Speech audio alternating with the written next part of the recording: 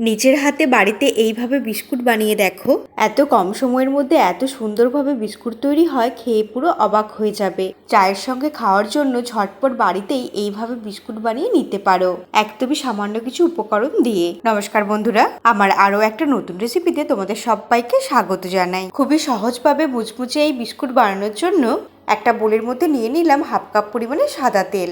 এর মধ্যে দিয়ে দিলাম হাফ চামচ ঘি। এই বিস্কুটের মধ্যে অল্প একটু ঘি ব্যবহার করলে খেতে আরো বেশি ভালো লাগবে। দিয়ে দিলাম 1/4 টিস্পুন লবণ। লবণটা কিন্তু একদমই অল্প পরিমাণেই ব্যবহার করতে হবে। এর সঙ্গে দিয়ে দিচ্ছি হাফ কাপ পরিমাণে গুঁড়ো চিনি, আর দিয়ে দিচ্ছি 1/4 টিস্পুন বেকিং পাউডার।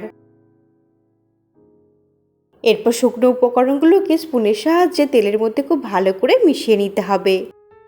আমি ফ্লেভারের জন্য অল্প একটু ঘিয়ের ব্যবহার করেছি। তোমরা চাইলে কিন্তু তেলের পরিবর্তে পুরোটাই ঘি দিয়েও বানাতে পারো, আবার তেল আর ঘি অর্ধেক অর্ধেক করেও নিতে পারো। তেলের মধ্যে পাউডার চিনিটা এইভাবে নাড়াচাড়া করে নিতে হবে, যাতে এটা খুব ভালোভাবে মিশে যায়। খুব ভালো করে মেশানো হয়ে গেছে, আর গুঁড়ো চিনিটাও তেলের মধ্যে খুব ভালো করে মিক্সড হয়ে গেছে। এরপর দিয়ে দিচ্ছি 2 কাপ ময়দা।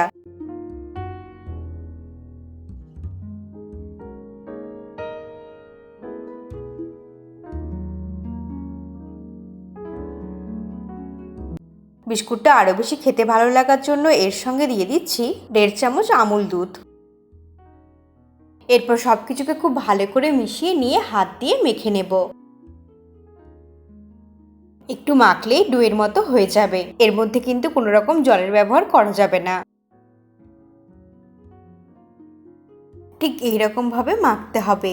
এই বিস্কুটটা খুবই সহজেই তৈরি করা যায়। এইভাবে বিস্কুট বানালে দোকান থেকে আর কিনে খেতে ইচ্ছেই করবে না। বিকালে চায়ের সঙ্গে খাওয়ার জন্য এই বিস্কুটটা খেতে কিন্তু দারুণ লাগে। এটা অনেকটা পরিমাণে বানিয়ে অনেকদিন পর্যন্ত সংরক্ষণ করে রেখেও খাওয়া যাবে। আমরা যেইভাবে রুটি বানানোর সময় ডো বানাই সেইভাবেই বানিয়ে নিচ্ছি, তবে এটা ঝুরঝুরে টাইপের খুবই সফট হয়। খুবই সুন্দরভাবে ডোটাকে তৈরি করে নিলাম। এখন এটাকে ঢাকা দিয়ে 8 থেকে 10 মিনিট রেখে দেব।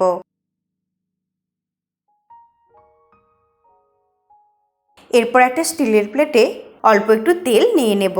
এরপর ব্রাশের সাহায্যে তেলটাকে খুব ভালো করে ব্রাশ করে দিচ্ছি, তাতে বিস্কুটগুলো লেগে যাবে না, খুব সহজেই উঠে আসবে। এটা তৈরি করার সময় অবশ্যই কিন্তু স্টিলের প্লেটে নিতে হবে।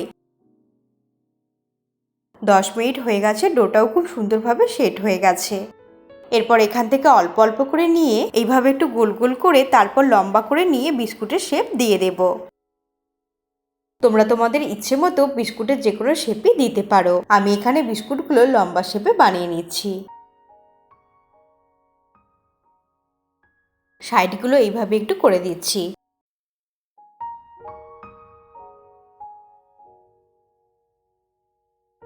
এইভাবে লম্বা করে বিস্কুটের শেপ দিয়ে দিলাম। এরপর একটা টুথপিক দিয়ে এইভাবে একটু ডিজাইন করে দেব। এইভাবে ফুটো ফুটো করে দিলে বিস্কুটগুলো দেখতে আরো বেশি ভালো লাগবে।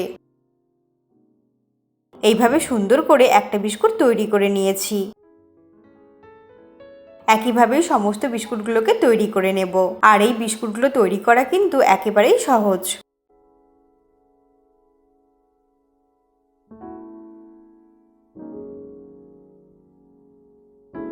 একটা একটা করে এগুলোকে রেডি করে নিচ্ছি।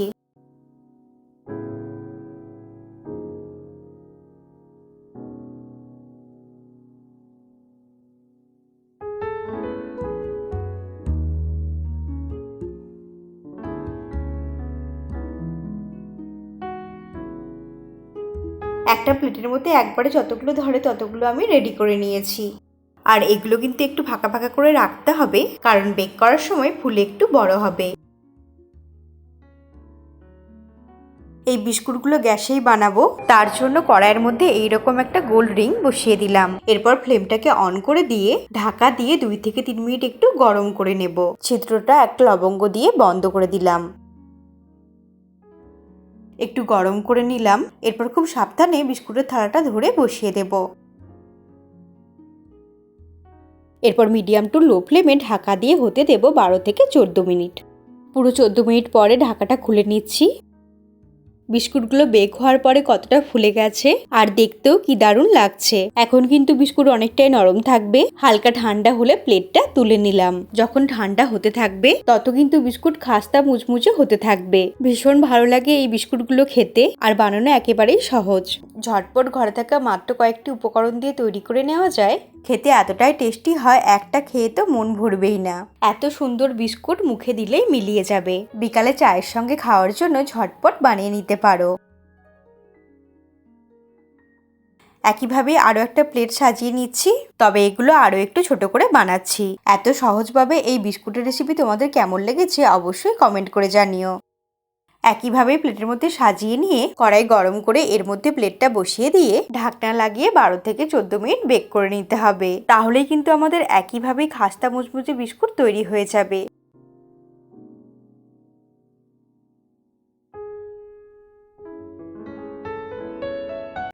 এগুলো ঠান্ডা হলে এয়ারটাইট কন্টেনারের মধ্যে অনেকদিন রেখেও আমরা খেতে পারবো।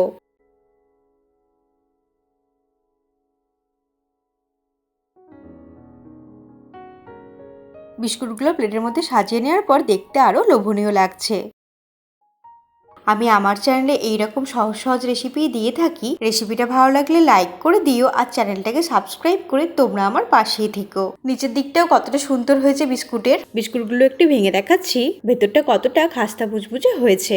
তোমরা ভালো থেকো আর সুস্থ থেকো। তোমাদের সঙ্গে আবার দেখা হবে নতুন ধরনের কোনো রেসিপির সঙ্গে।